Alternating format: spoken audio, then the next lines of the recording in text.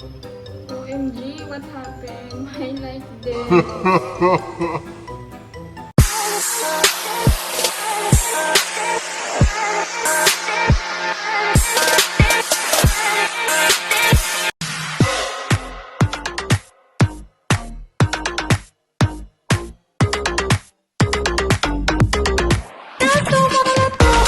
Hey Queens! Welcome to my channel! So for today's video, I will teach you how to make quick and easy spaghetti Filipino style. So let's go!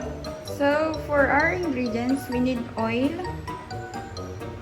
Filipino style spaghetti sauce, longganisa. So, it's up to you guys if you want add some hot dog, kikiam, or something like that, or ground beef, ground chicken. So for me, I prepared chicken longganisa because this only I have it now.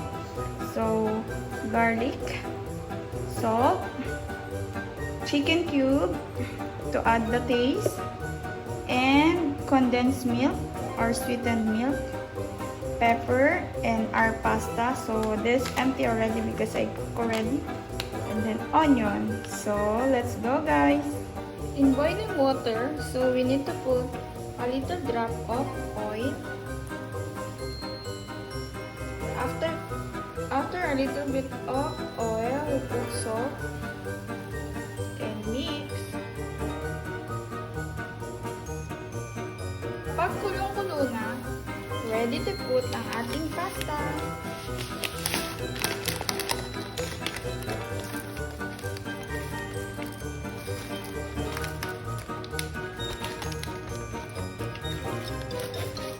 Pasta is 400 grams, good for 3 to 5 persons. As you can see, it's already almost done. So maybe 5 minutes more, finish our pasta. So we can start our sauce. So that's good. Done.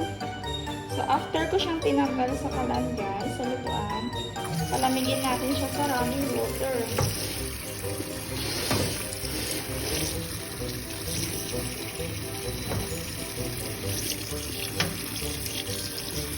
Yung iba, running water or sa ice cube. Lalagyan mo siya ng maraming ice cube. So for me guys, ito na lang mas okay. Kasi wala akong ice cube. So running water lang siya. Para hindi siya masyadong maluto guys. So as you can see, hindi siya masyadong dikit-dikit. And ito yung, kasi di ba nilagyan natin siya kanina ng oil at saka sauce guys. So isa ding purpose ng oil para hindi siya magdikit-dikit. Kita nyo naman guys, di ba ang ganda ng pagkakaluto pag hindi siya malagsa. So we can start for our sauce.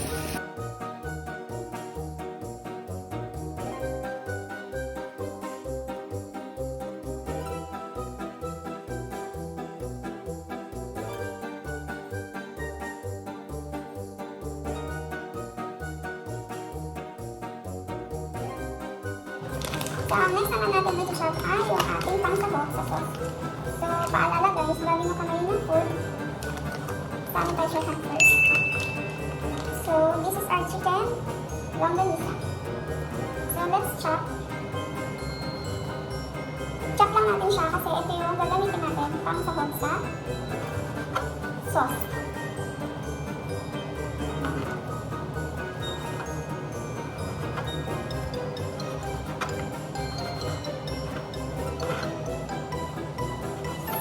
It's up to you guys if you want hot dog or something meat.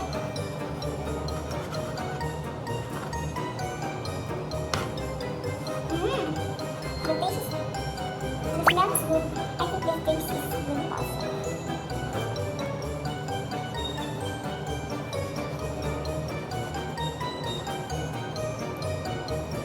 It's meaty.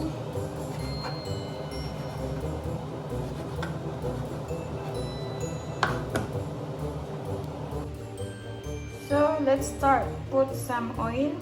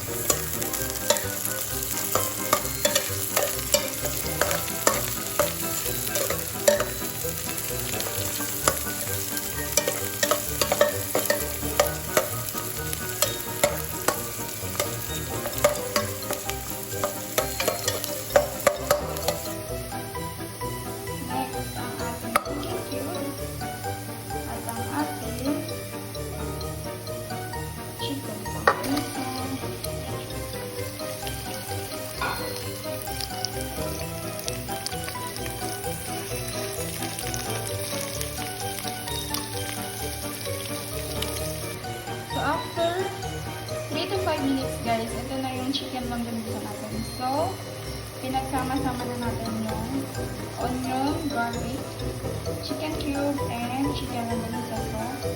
Let's put a pepper, some pepper.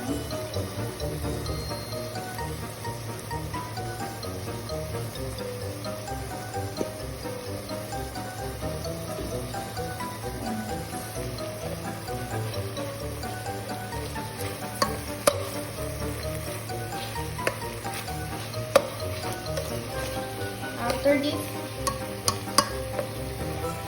pwede na natin ilagay yung tomato sauce. So, pwede na natin ilagay ang ating sauce. So, let's put our sauce. Wow! This sauce is meaty, sweety, and cheesy.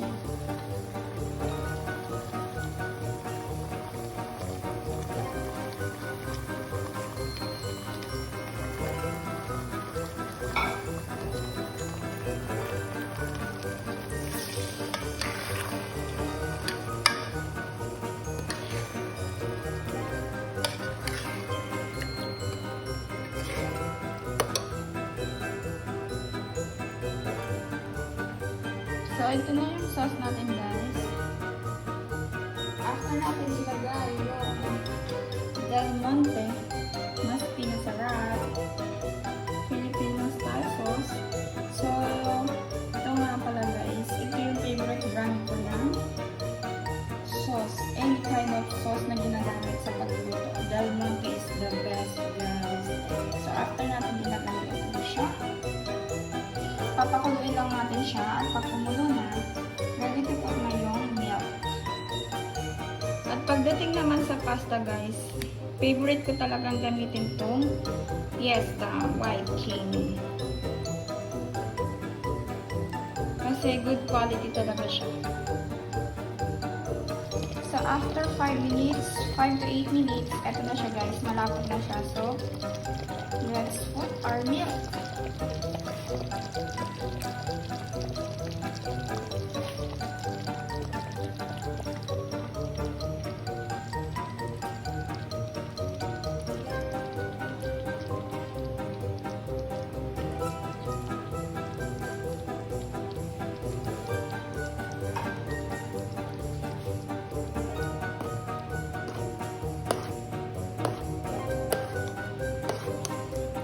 Meaty.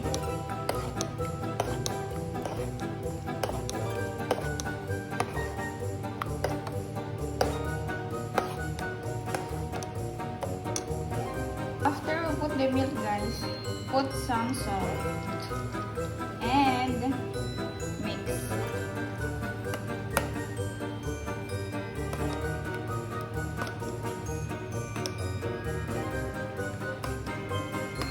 And that's it, guys. Our sauce is done.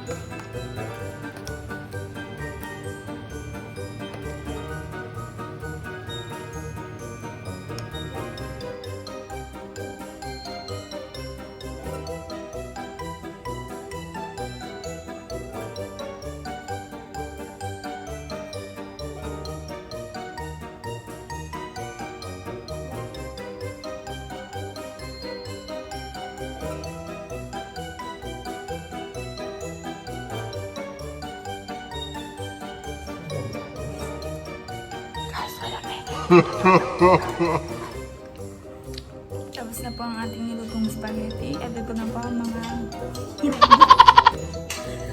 Glenn. Ang lasa.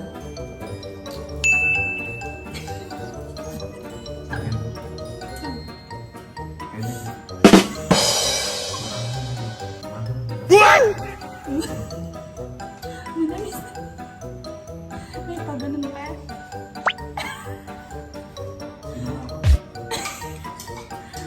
So, yun po, guys. Pag kumain kayo ng spaghetti, makakalimutan niyo yung At yun na nga, guys. Natapos na po ang ating pangmalupitang spaghetti. It's my first time, guys. Dahil alam niyo naman, sa handaan, pagkakain lang tayo. And kung nagustuhan niyo po itong video na to, guys, please like and share and comment down below, guys. And hit din na lang yung bell button for more update and for more upcoming videos. Thank you, guys! Bye!